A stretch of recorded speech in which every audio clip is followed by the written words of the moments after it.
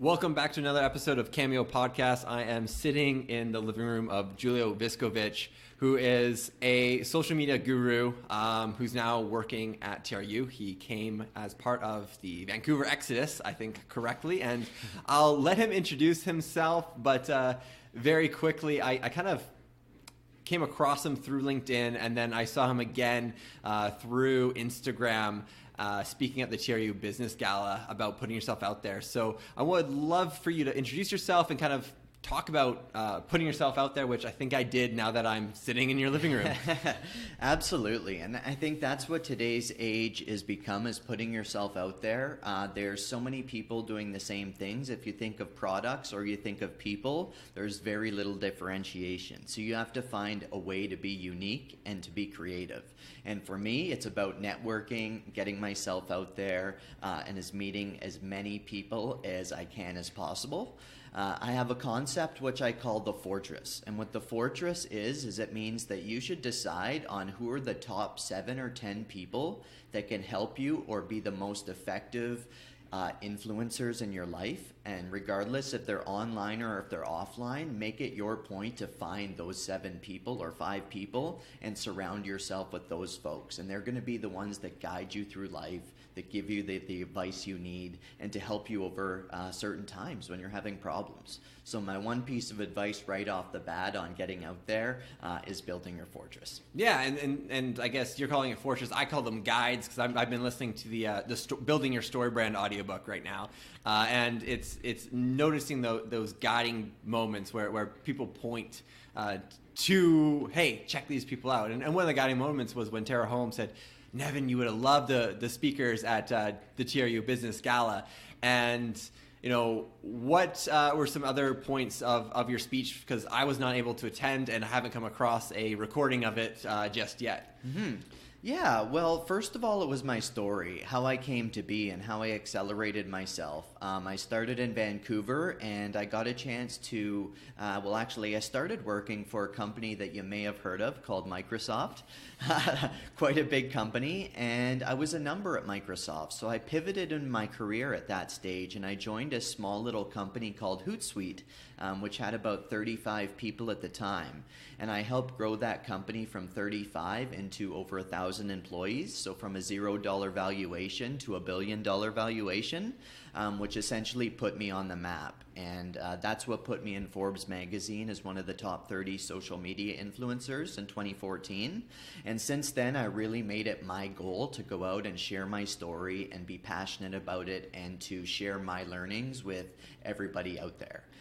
So from then on, I started teaching. I taught at Simon Fraser University at the Sauder School of Business. And you know what? I decided it was time for a change, and I made the move to Kamloops, not only because I have a little bit of family here, but because it's one of the most beautiful places in Canada. When you think of the weather, the fact that we have the desert, the mountains, and all of that made it very, very appealing. So that's part of my story, and that's part of what brought me here. I had no idea that Hootsuite was Canadian. Is it Canadian or is Believe it or not, it started in Vancouver on Railway Avenue, the cheapest, most poorest postal code in all of Canada. And that's where really we started. Cool. That's it makes me feel better that I do use Hootsuite for some of the stuff that I do on the side, and you know I always love supporting Canadian-made products. I think that's super important in this day and age, and especially the tech sector will hopefully see more and more Canadian products out there. Now, looking around your living room as I snoop, you've got a big green screen behind you, some lights set up. What are you making here in your living room? Content. It's all about content. Content is king. You might have heard that. And if you're not putting yourself out there, nobody knows about you. So if you're trying to network, if you are showing up to small events around town, that's great. You're meeting 5, 10, maybe even 50 people in Kamloops.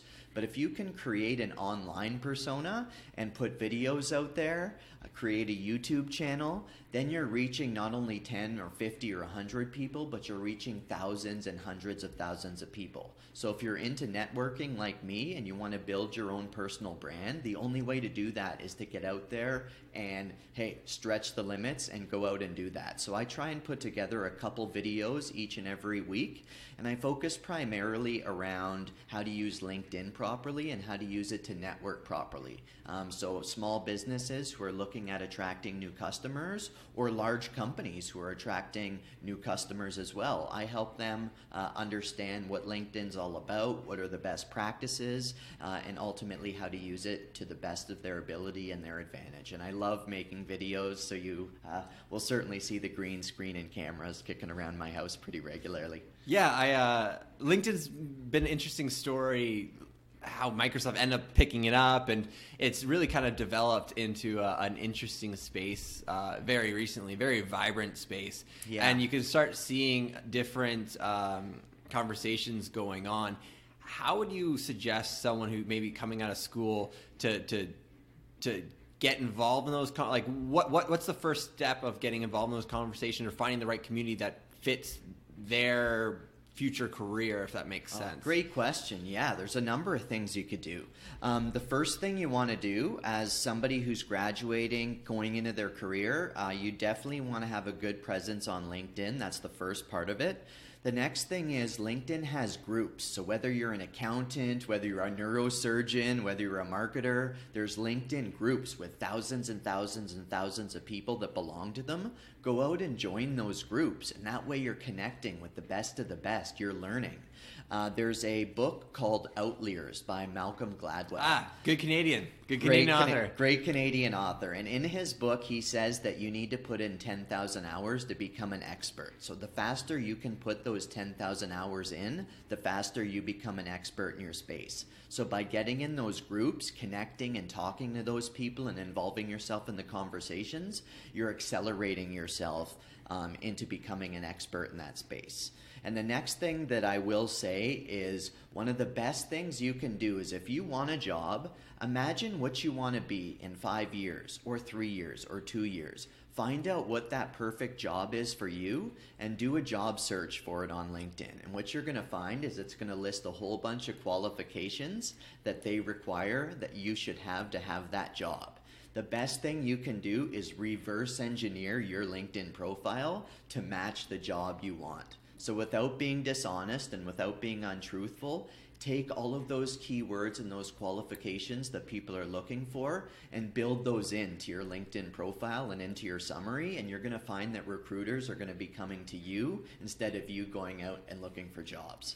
Yeah, I've had a few recruiters touch base with me, and I've always kind of freaked them out because I recognize the automation side of LinkedIn. So we're starting to see that part where LinkedIn's starting to use a little bit of AI, a little bit of chatbots, a little bit of that sort of stuff. Yep. How do you keep the human element and the genuineness out there? Yeah, that's really difficult because I've noticed the same thing. So I always preach the concept of H to H, human to human, and you should always have some sort of human element. So whenever I connect with somebody, I do something called the 3x3, which means I try and find 3 pieces of information, contextual information that is relationship building in less than 3 minutes before I connect with someone. So when I reach out to someone, I try and find at least 1, 2, or 3 things like, did we go to the same school, same city, did we know somebody? And that's how I connect with them, and I find that my ratio is by far way better than anybody else's who's sending that generic automated stuff. You have to show that human element. Do that extra little bit of work, and it's going to pay dividends in the end. Totally. And I'll be honest that I spent a year and a half ago probably deleting 1,200 people from my LinkedIn. Good for you. But just last week when I had an article written about me, I reconnected all those Gmail accounts so I could hit all those 1,100 people, right? To, game it a little bit, right? Yeah. And it's slowly trickling in, but, it's my way of growth hacking that, I guess, right?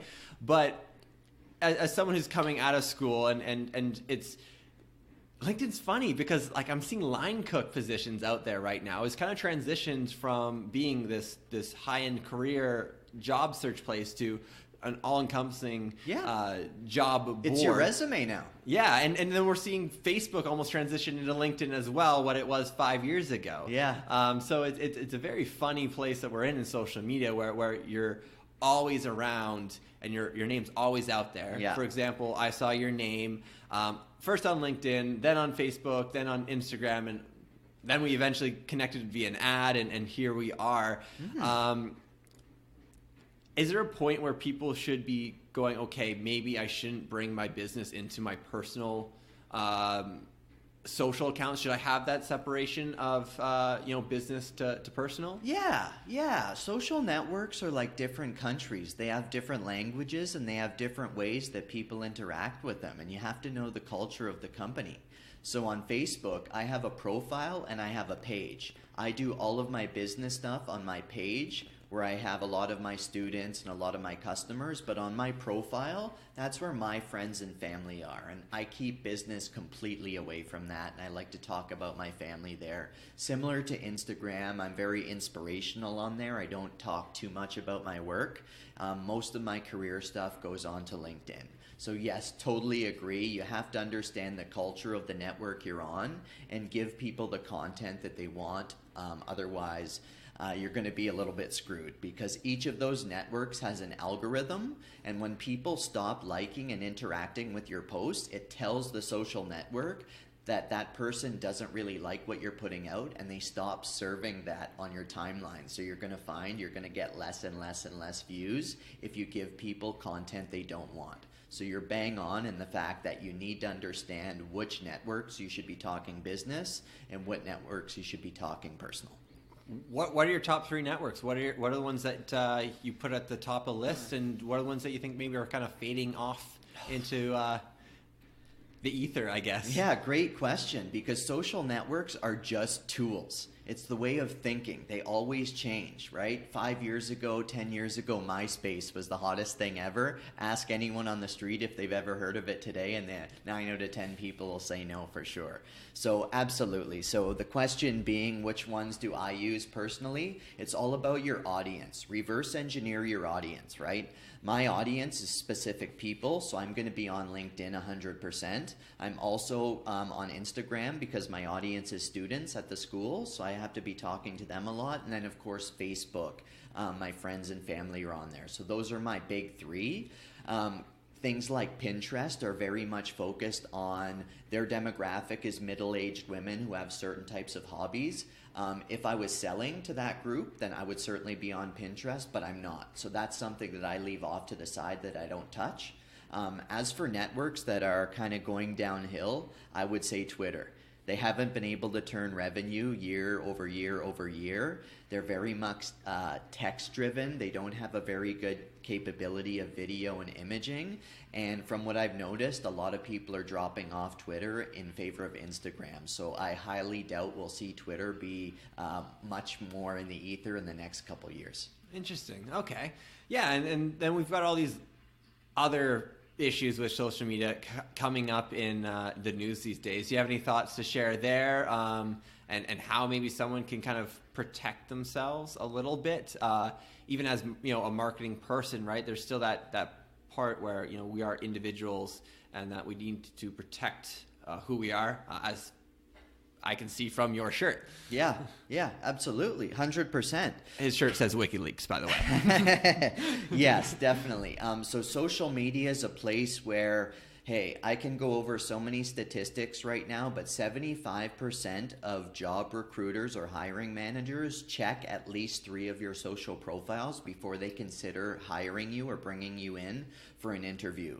And they look for a whole bunch of different things. So what I would recommend is, if you do any partying, if you go out, you do anything that you wouldn't want your boss knowing that you do, take advantage of your privacy settings. All of our networks now have privacy settings. Make sure you take things that you don't want people to see. If you're going to put those out there at all, maybe I'd suggest you don't do it. But if you do and you still want to share some fun with your friends, no problem. Just make sure that you use your privacy settings to keep that away from people that you don't want to see. I would highly recommend getting to know your privacy settings on the networks and taking advantage of them so you can maintain your personal brand and keep up your reputation the way that you actually want that reputation to be.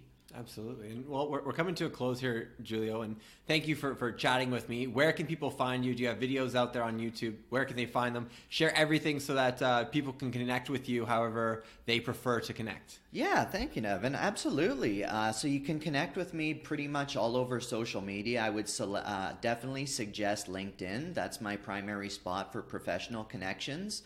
So that's search Julio Viscovich, or linkedin.com/social selling is where you can get a hold of me. And on Instagram and Twitter, my username is Julio Visco, JuLaoVisko. So feel free to connect with me on all of those avenues. And of course, YouTube, I have hundreds of videos up there. So if you're curious or interested in improving your LinkedIn presence, that's my primary role on on YouTube. So feel free to visit YouTube, check out some of those videos, and improve your own presence on LinkedIn and yourself online as a whole. Perfect. Well, I'll make sure I share the links in the show notes, so please check them out. And looking forward to kind of see what you do since you've joined the Kamloops community, and looking forward to seeing many of your students also build great content and build communities around those content, and ultimately make Kamloops a better place through community connections, networking, and with that, I'll end it there, and thank you once again. Absolutely. Thank you for having me. It's a true pleasure.